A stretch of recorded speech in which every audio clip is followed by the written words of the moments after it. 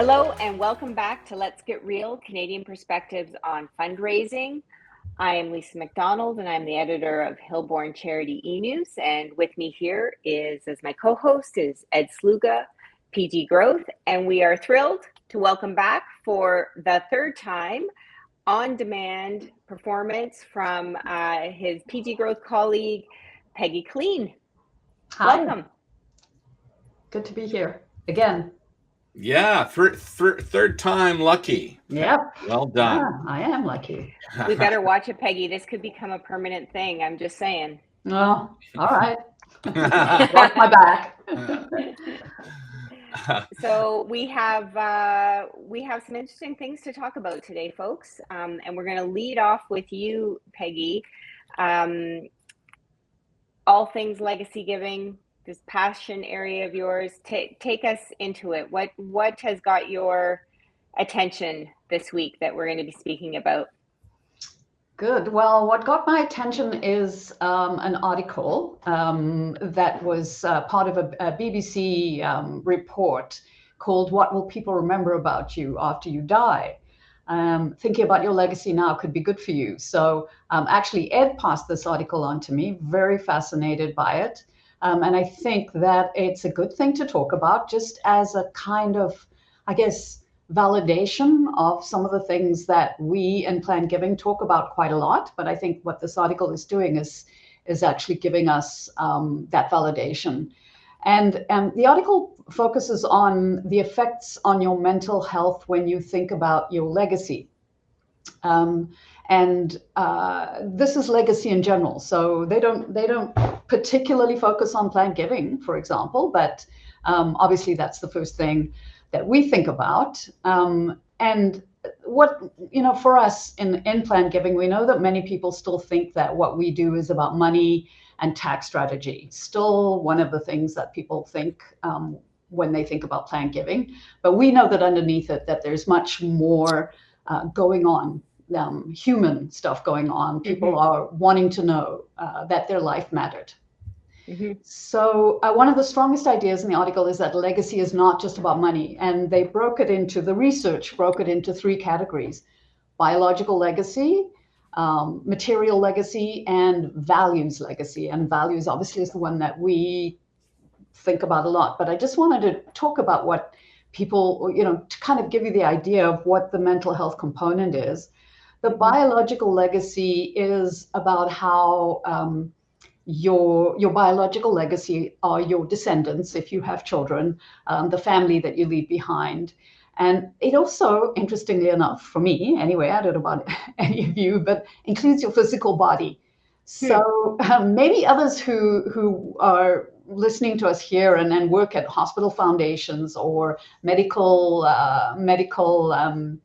departments in universities, it's really, we got a lot of calls. I worked at two hospital foundations that were related to university, and we get lots of calls asking us, it's a foundation, we're raising money, but people would ask how to leave their bodies. And it was so often that I actually created a process, because we looked into it. We didn't do that. We don't accept bodies. So we created a process and found out what could be done and what people had to do, and show them how to do it. And then in the article they're saying, so this is the first time I'm reading this, is that it's about altruism, it's about contributing to medical science. But I actually felt this when I talked to people. It was really, those are the major motivations for donating organs or your body, right? You're contributing to science, but people are motivated by a desire to find meaning in their death. So this is a way that you can do that. So it's another example of that legacy that you can feel that you're making a positive contribution to future generations. I don't know what you two think of that. I'm going to talk about the other two kinds of legacy too, but do you have I'm going to jump in. I'm just going to jump in because I have a little personal anecdote about this, and I do find this really interesting, and this whole idea of the biological gift, and there's two things that come to mind. First of all is just the conversations that you start to have, we started to have in our house around this idea when my daughters got their driver's license, and of course they got the organ donation card. And that's feels like a very young age to start this idea of leaving a legacy or making a valuable decision about your life, of what happens upon your death. And I think that leads me to my first comment just about this discussion in general, is that I don't think this is a discussion about that's aimed just at an older generation or retiring generation. Right. I think this is a discussion that bridges generations, and that there's opportunity to talk about this in different aspects, no matter who the audience is that you're engaging with. So that's kind of my first point. And then my second point is bridges off of this, because when we had this discussion with our daughters, and they asked us if we were organ donors and if we signed that in our card, because it's a personal decision, isn't it? Like, this is all begins, it's a very personal, values-based decision that you start to develop early on. And one of the things that informed my thinking about this was, in fact, that my father had a kidney transplant. This was when I was very young. So this was in the 70s, and ultimately it did not work, and he passed away. But that whole process, and of course I heard stories about that from my mom, of what that looked like, and the what it meant to my family, to even have that hope and that possibility at a time when it wasn't happening much. Informed me at a very young age to kind of value that type of a contribution. And so I do find this idea that legacy comes in many forms: biological, material, and values. And I really support that. And I would encourage anyone at any stage to start to have some of those discussions with their family and loved ones, just to start to take the temperature and understand where those around them kind of sit with that as part of the process to making decisions for themselves. Yeah.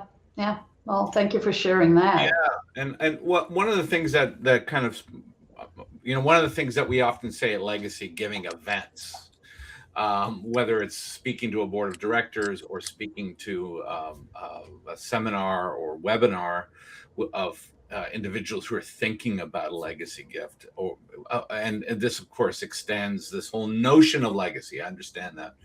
Is we often will talk about this moment that there are two times when you die, right? And one of them is when you physically die. And I think even with younger people, there's this notion of it. They're unhappy with thinking about it, but they understand that's a moment. But then the other thing we'll say is the other time you die is when people, don't think of you anymore, that you're no longer in the consciousness of those people around you. And I think that's always got a bigger impact, frankly, when you say that to people. It's almost like we're prepared for the death moment. We get that. It is biological. It's very cut and dry. It's factual. We don't like that moment that we're going to be forgotten.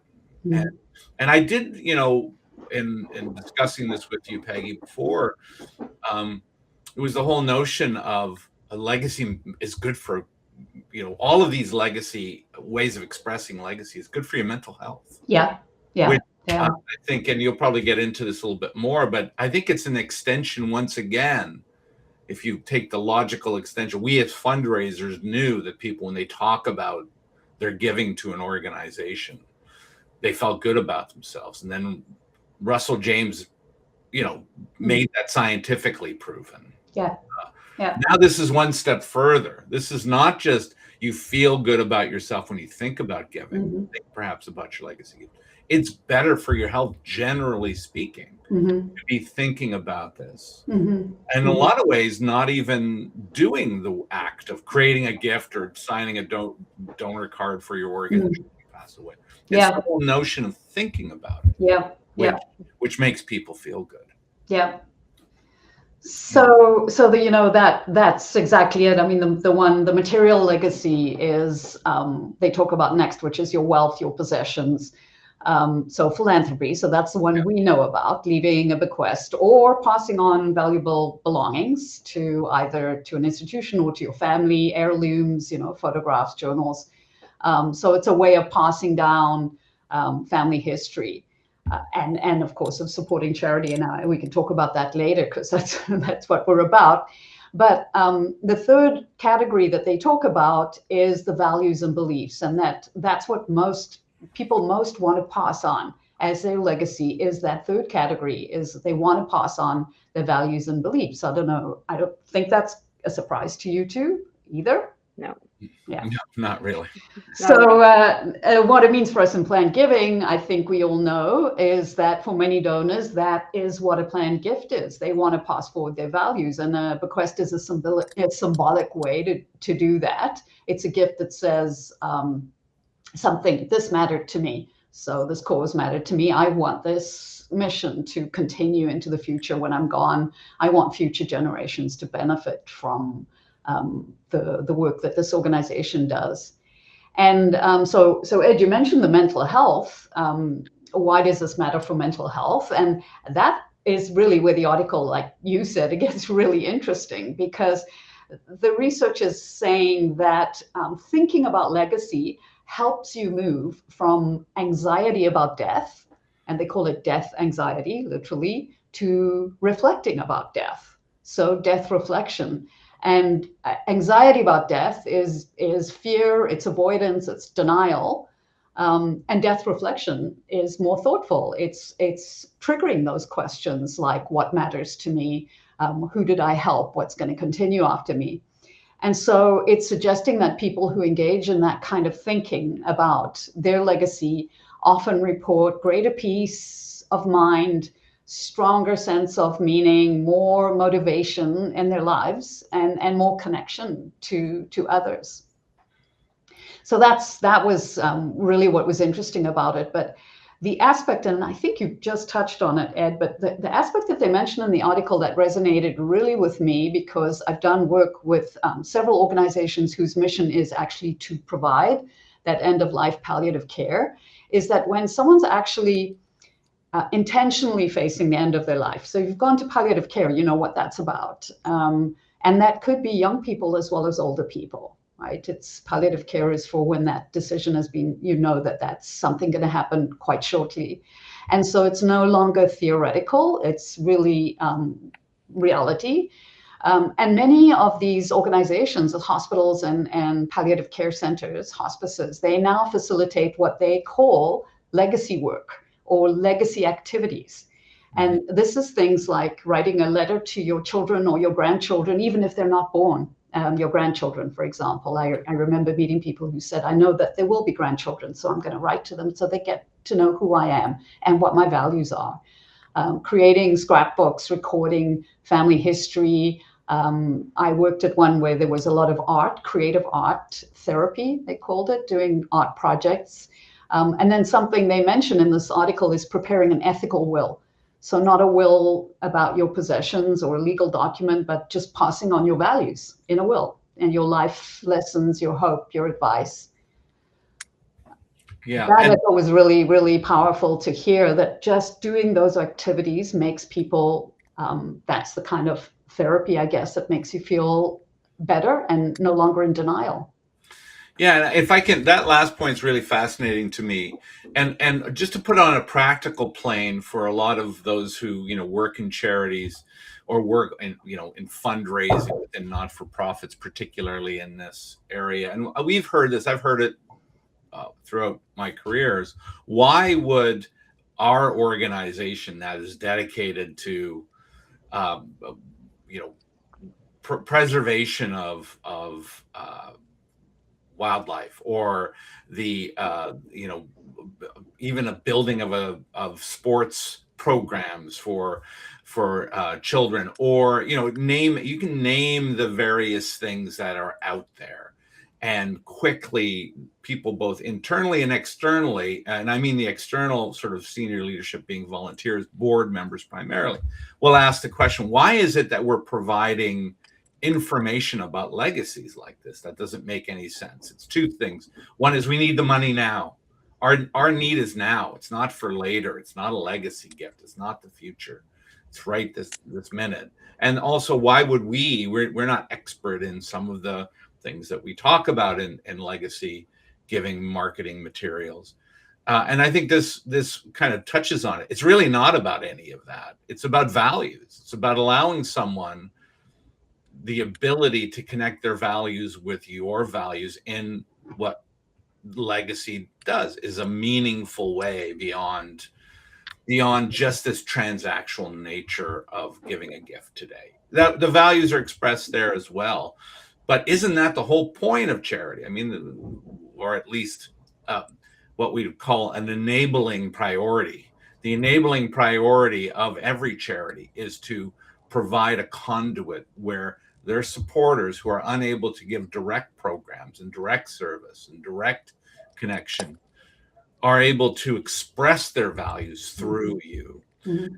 And I think it's so much more meaningful than we allow in the way that we operate a lot of our fundraising programs right now. And I think that, isn't it a great gift that we can give people?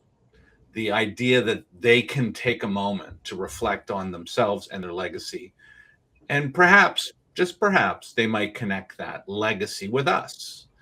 And we know that lots of people do that. You know, generally speaking, it's still single digits of Canadian adults who do this. Mm-hmm. But wow, what a powerful way to engage with people. Mm-hmm. Well, and I think what I'd like to add to that is that organizations that do this well, there is an opportunity.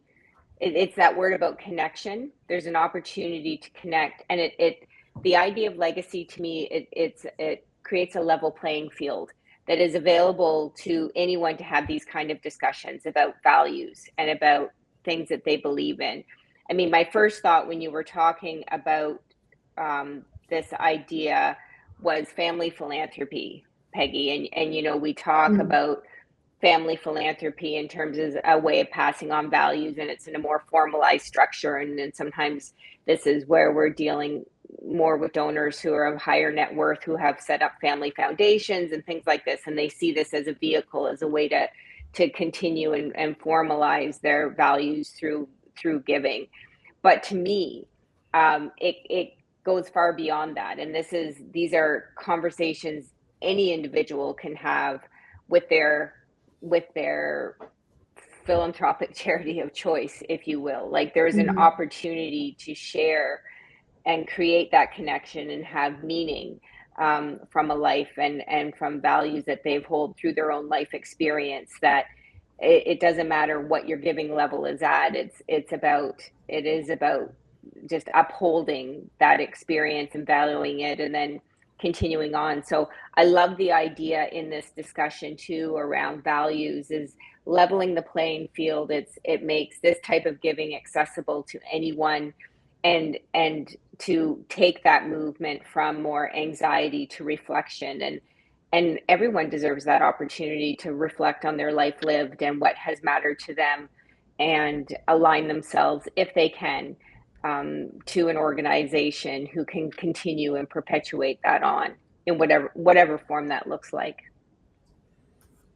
Yeah. So I think that this is an activity. If we talk of those activities that are happening, that people are consciously, intentionally giving, writing letters to their children or whatever. If we think that putting a gift in your will is an intentional way of doing that, it's almost like saying, here's your therapy. This is your activity.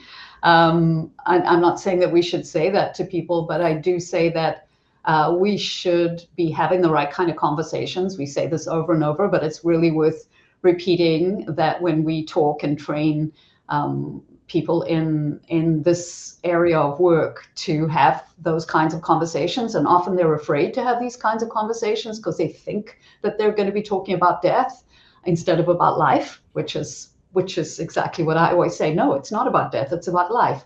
And so before you ask people, do you want to, would you consider putting a gift in your will, have the conversation about values and say, tell me about why this cause has been meaningful to you.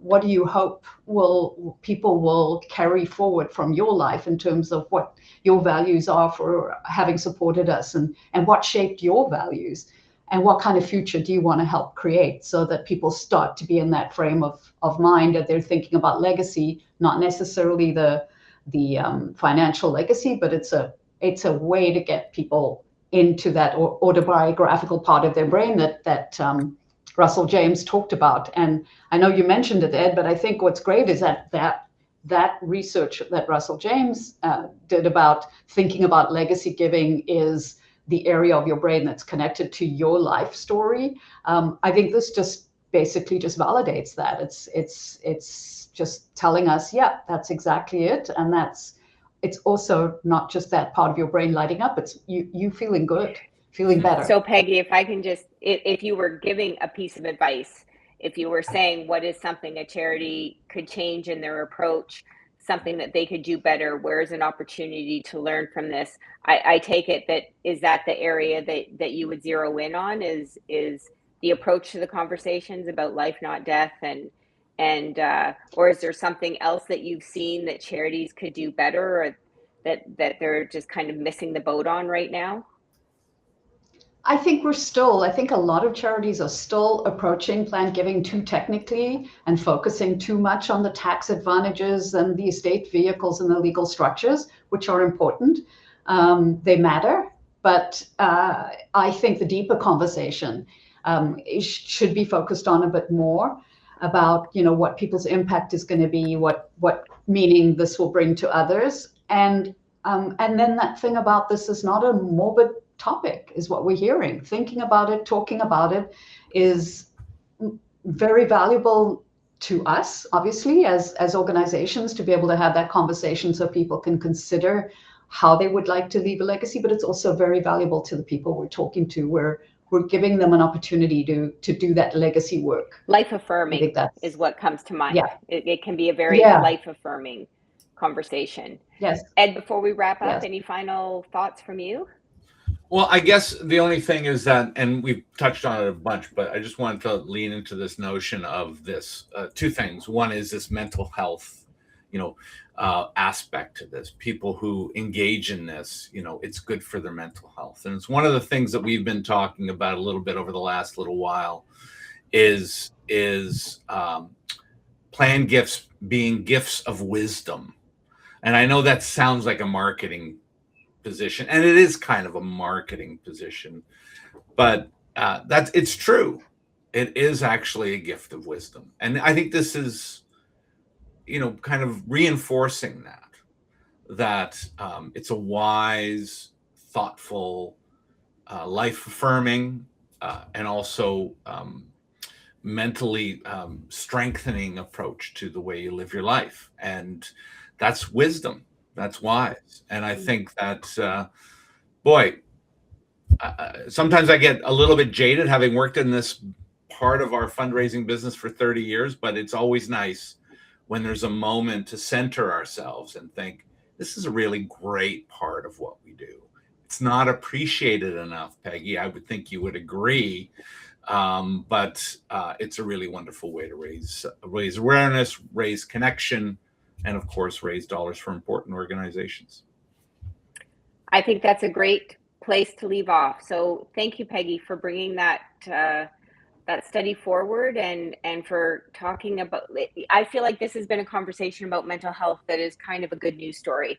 So often we're coming at mental wellness, of late from a deficit position, but here's something that we can do for the good. That's going to magnify good works that are going on. So thanks for that.